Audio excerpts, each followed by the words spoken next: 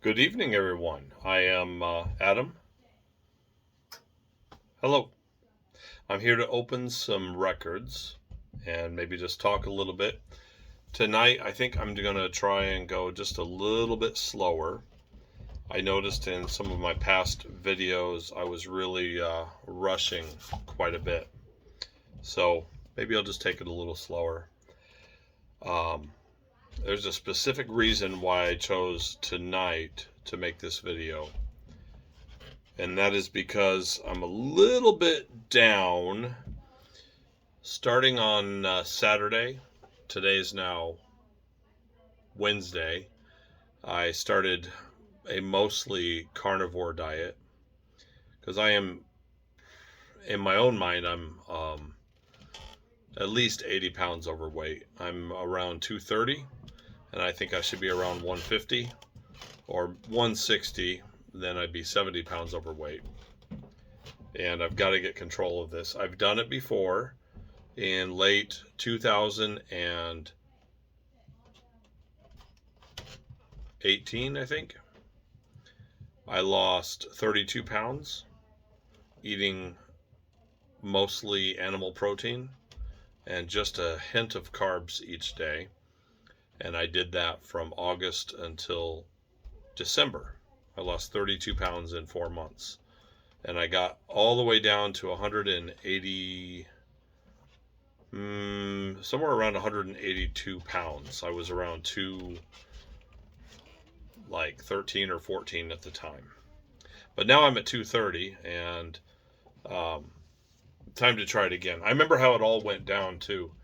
When I had lost the weight, I had won a competition at work for losing that weight. I was all excited. I said, I can relax a little bit. So my wife and I went out to dinner with my son and his wife. I remember I ordered a big, huge plate of nachos. It was glorious. I devoured the entire thing. And from that night on, I just started eating. It was like I learned nothing. And so we'll see if I can pick up some lessons this time that I did not grasp the first time. Because being fat is not fun. Let me tell you, it's not fun. All right. Well, let's look at the first. There's a brown package, a white one, another brown one. The brown ones are kind of heavy. And also, I don't know what's in these. If you've watched my other videos, I rarely know what's in my packages because of two reasons. Well, maybe, yeah, three reasons. One, I'm getting older and I forget things. It's just a fact of life. I'm 50 now, and while I'm not old, I'm also not young. So there's that. And it's a frequent frustration point for my family that I'm always forgetting stuff. I'm hoping that actually going on more animal proteins and animal fats that my brain function will improve, and that'll be exciting. Two, I sometimes purposely choose to forget so that I'm surprised later on. If I see a record that I want, I buy it if I have the money and can afford it at that time. And then I know it's handled. I know I'll get to it someday, and so I erase it out of my mind. It's just like when I'm at work and I talk to a customer. Um, I don't have to remember what I promised that customer because I documented it all in the file that I'm working on. And it's all there. So if you ask me, I'll say, I don't know what I promised them, but let's go look it up. And there's my documentation, and there's everything I promised, and there's everything that I did. So sometimes I choose to forget because it's already set in stone. I place the order, I get a confirmation order in my email, and I immediately archive it. So it's not sitting there nagging me every day until that record comes in. I just archive it. Any tracking notifications that I get, I archive. Any downloads, because often when you purchase a record, you will get a digital download sent to you. I archive that. I don't use digital downloads. I prefer streaming. That's probably for a separate video. But anyways, the third is, so memory. I choose to forget, And what was the third reason why I don't know what's in my packages? I've already forgotten. So it's now 2 reasons. So I think I'll open the skinny one first. Let's see what we got. And unlike a lot of people, I'll try not to dox myself. They often flash the address portion. Ooh, I'm using my Cold Steel. This is a 6-inch folder. It's actually not legal in a lot of states. 6-inch folder. Love this thing. All right.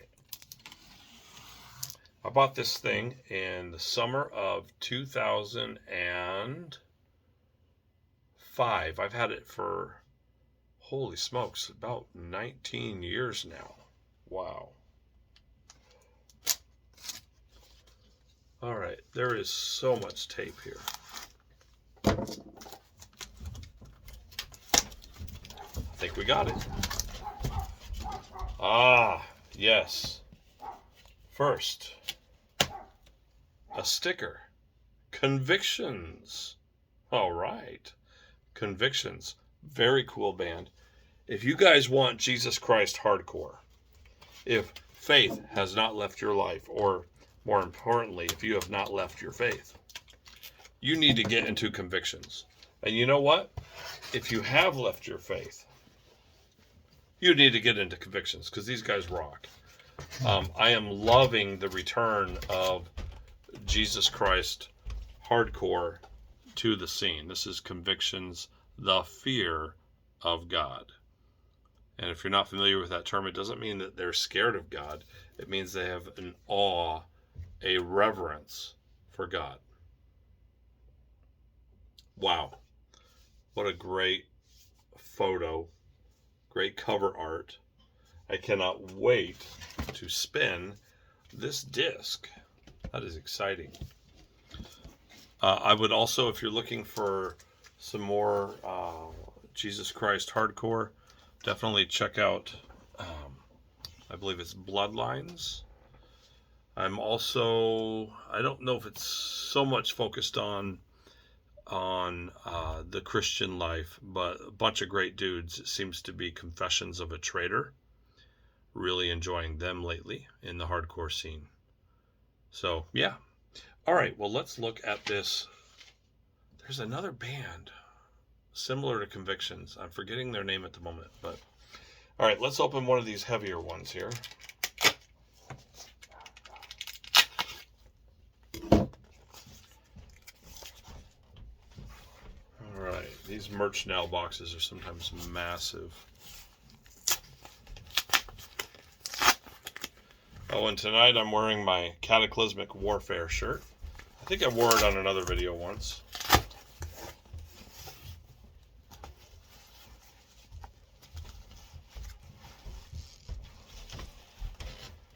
I think I got distracted at the beginning of the video. I said, I'm making the video because I'm down.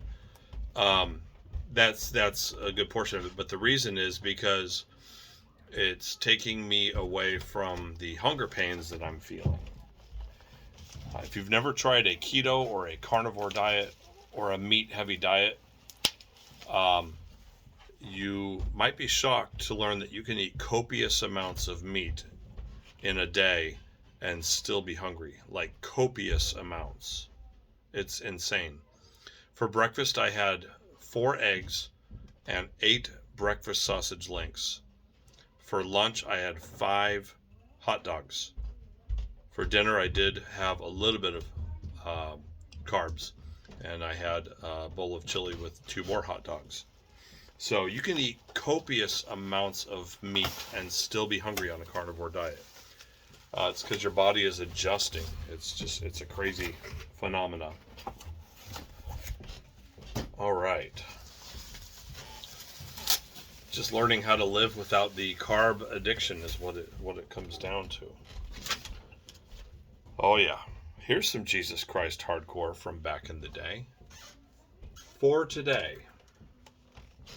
Portraits. For today. Oh wait, hang on.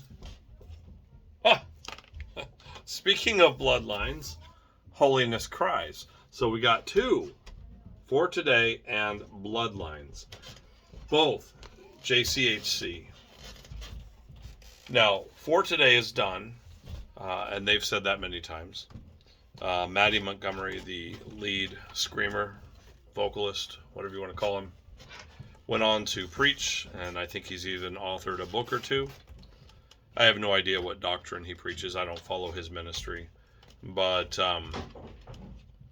seems like a pretty cool dude. I'm sure we have some doctrinal differences like I do with many, but that's all right. He's still a brother in Christ. And man, they used to rock it for Jesus, seriously. And Bloodlines and Convictions, they are taking up that charge for today's generation. Hey, let's take a quick moment and let's find a spot. We find a spot on the water bottle for the conviction sticker. You know what? We can't. So what I'm going to do is grab my other water bottle because I'm using 2. Here's an update on my water journey. The water bottle that my wife and daughters gave me for my birthday, which was back at the beginning of May. It's a half-gallon water bottle. It's this giant stainless steel interior. It's a lot like this, just bigger. This one's a Camelback. Yeah, this one's a Camelback. And that one is some off-brand. So I fill up that thing and this thing, and I go to work for an 8-hour shift. And by the end of the shift, I've already dove into a good portion of this one. So, and then I fill up the big one and this one, and I drink at least the big one before bed. So I'm drinking tons of water. It's weird. Once you start drinking water, you get like addicted to it and you can't stop. When you don't drink water, like let's say you drink coffee all day like I used to. I used to drink coffee morning, noon, and night, and every time in between. I'd drink coffee right up until bedtime when I was younger. But I wasn't drinking water. Now that I'm drinking water, holy smokes, I'm drinking so much water. It's really weird. Hey, before we open up that third package, what do you say we actually look at the vinyl record? Because you know my motto, music is to be listened to. But why do I buy records? Because I also like to look at the record and the art. I like to have that full experience. So let's see what we got in here as we gently pierce the veil here into the Convictions. Let's see what we got.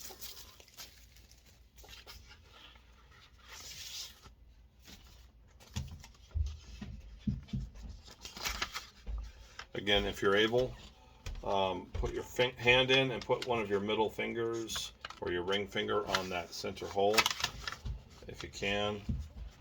Now there's some static electricity that has bound it to the inner sleeve. So I'm actually going to have to grab this a little bit. I hate to do that. I don't like handling records by the edge because some finger oils will get on there. But hey, that's a great looking record. Ooh, I like that. I like that so much. And when it's spinning around, it's going to look great. All right, so let me put this one away. I don't feel like editing the video, so I've got to fill these silent gaps with speech. So I bear with me as I do that. At least I don't have too many ums and ahs like some people do. And why don't we just crack open the Bloodlines Holiness Cries, and let's see what's in here. Doing this with a 6-inch knife, doing precision work with a 6-inch blade is something else. Let me tell you what. But it can be done if you are used to handling it. All right, there we go.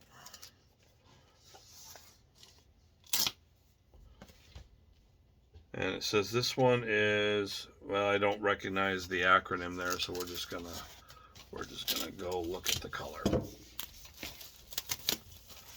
Wouldn't it be funny if it's just straight black? Oh, so this one actually has a lyric sheet, one-sided, single-sided lyric sheet. And I'm going to guess the static electricity on this one is also, yeah, not as bad. So, yeah. Oh, okay. So this one is translucent with pink or red swirl. I see you. Nice. Very cool.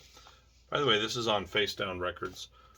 Always pretty well known for having more Jesus Christ focused bands on the roster. As we all know, Solid State Records, which has a number of quality musicians and bands on their label. A lot of their stuff nowadays is, I would say, not necessarily Christian focused. As you know, I don't believe there is any such thing as a Christian band or a non-Christian band. There is just bands that sing about Jesus or don't. Only people can be Christians. Groups of people cannot. Christianity is an individual thing. So it's a relationship that each of us as individuals can have with Christ. So you can't have a Christian nation or a Christian band or a Christian company. You can have Christians in a country or in a company or in a band.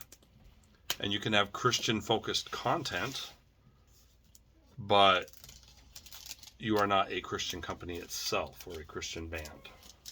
Okay. So I often call it the Christian market. For today, portraits. This one has a single-sided lyric sheet, a download code. Get ready to pause the video if anybody wants that download code. I do not use download codes. Again, that'll be another video. This one has less static, so you reach in, you have your finger on that center spindle hole, and you let the weight of the record sit on that finger as you gently pull it out. We still have a little bit of static, but I'm going to get this one. There it is. And so as it comes out, you're holding it like that, and you're not actually touching the grooves. Just the very perimeter with your thumb there. And if you get good at it, you can actually walk around like this and hold it and not drop it. So this one is kind of a green, like almost like you're looking into a well that is overgrown with vines on the inside. It's kind of cool looking. Love it. Thank you, Face Down, for putting out quality merchandise. Here's a fun little complete side note here. If you'll notice while I'm opening these, you'll notice my fingers. I have a condition called vitiligo. A lot of people have it. Some people have it more than others. Most of my vitiligo was caused by knuckle injuries when I was a younger person. One of my early jobs was washing dishes, and I was always cutting up my knuckles in the dish room, or what we called the dish pit at the restaurant. Anyways, if you watched my last video, you know that we've been pretty short on money lately, so I took a side job at Dollar General. Now, I still work full-time at a major manufacturer here in the U.S. I do customer service. I make pretty decent money doing that, but we needed more. So I'm at Dollar General a few shifts a week, and I was running the cash register one night, and a lady looked at me and she said, "Do you have that vitiligo? Do you have that on other parts of your body?" And I'm like, it's an awkward question, lady. She probably felt awkward about it later. I'm like, no, just my hands. People are weird, man. People are weird. Another lady came in and she held her hands up and she went, "We're buddies." And she had vitiligo on her hands. It was hilarious. Famous artist who had vitiligo, Michael Jackson, if you didn't know. And I won't get into the details, but it actually came up in his trial. It's kind of gross. All right. We are opening one here. I do not know what this is. No idea. Not even the foggiest.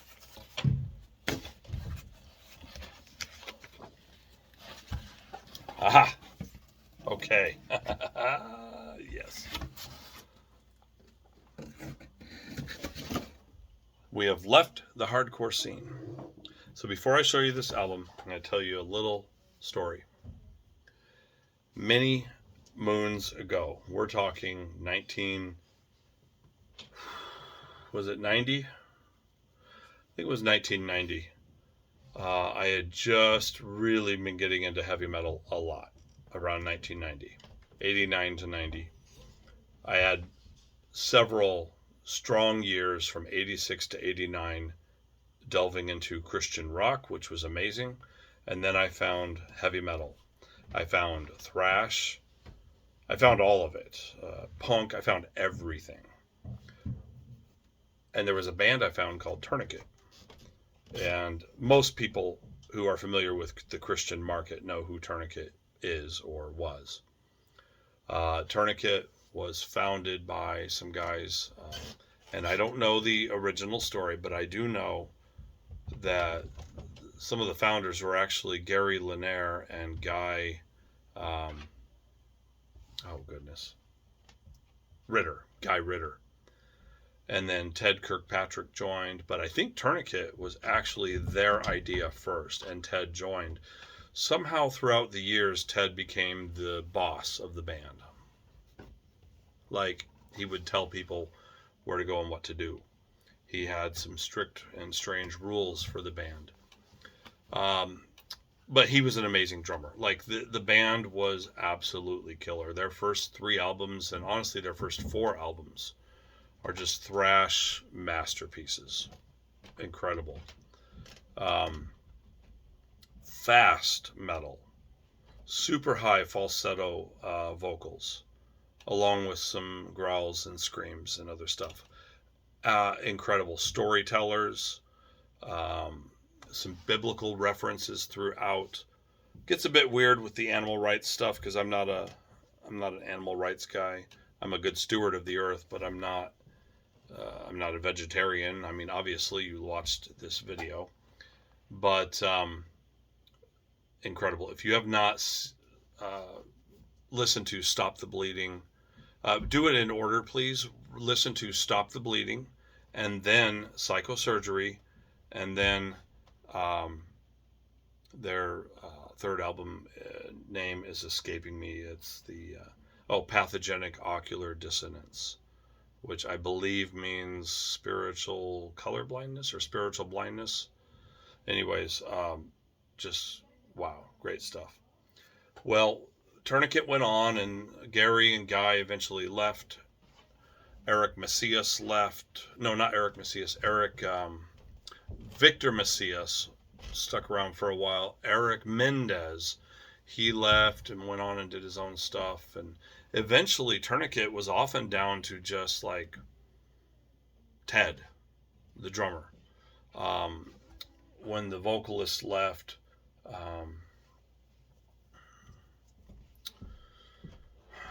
the guy who shaves his head and the big hoop earrings, my brain, see, I told you about my memory. It's like, but he was the main vocalist for Tourniquet for, like the next decade or 15 years. His name will come to me eventually. And then Aaron Guerra joined up. But oftentimes it was just Ted who was the backbone. At least that's my impression as a listener, as a fan, as a consumer. And he would often do these weird side projects, sometimes acoustic, sometimes classical. He did a Medusa, Gazing at Medusa. That was I believe, a crowd-funded album. I actually funded that. I've got that record. I've got some of the earlier stuff on records too. The rest is on CD. But he was funding a new record, and then he just died. That's, it is appointed unto man once to die. And Ted met his end. Some kind of a rare disease. I don't know the name of the disease.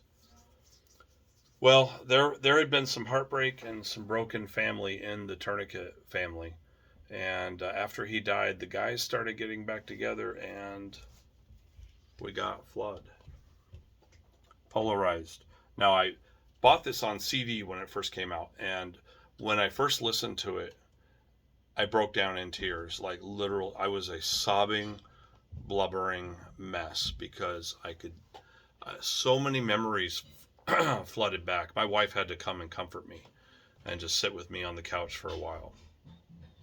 So many memories flooding back, hearing Guy and Gary again, hearing the band more or less back together. It was, oh, Luke Easter was the vocalist.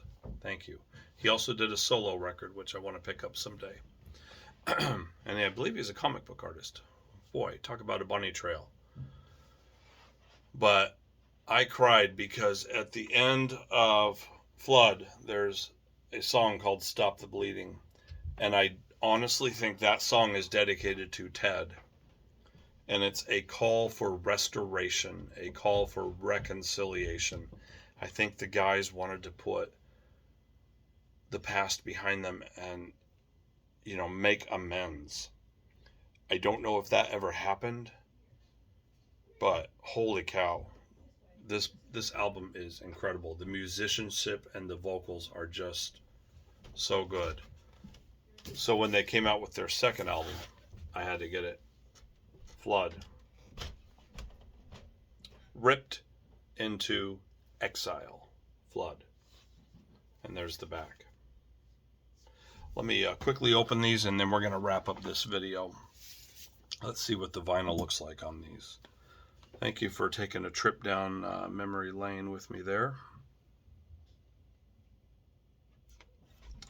I don't know if I can snag this one. This one's wrapped really tight. Here's a little wrinkle that I can grab with the tip of my blade. I think. Yep, I got it.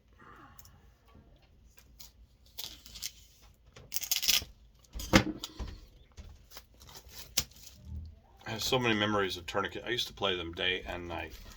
I would annoy people so much they would eventually say, "Can we turn that off, please? It's been playing all day." And I'd say, "Oh yeah, I'm so sorry." I never wanted to be, a problem for people. But I loved Tourniquet so much, those first 3 albums, that I just played it non-stop. Felt like for several years, just non-stop. Flood. First album, Polarized. And this one is on solid red vinyl. There is a lyric sheet inside. That is cool. Let me slide this back in. And now this one.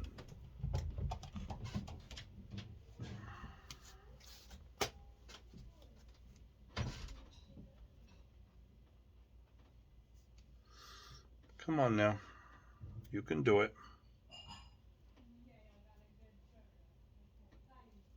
There we go. And again, as I do this, it's just you kind of pull away from the cover as you do it, so you never actually touch the cover.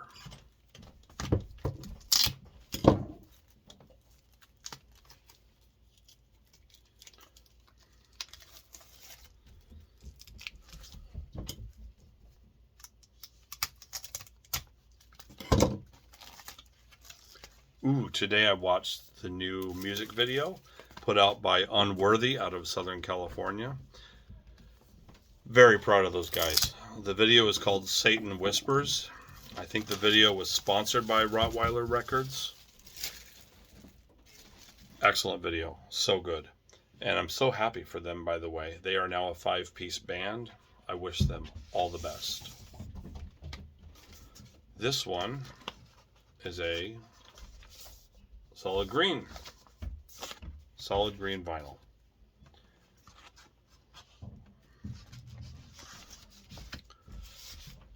Based on what I know of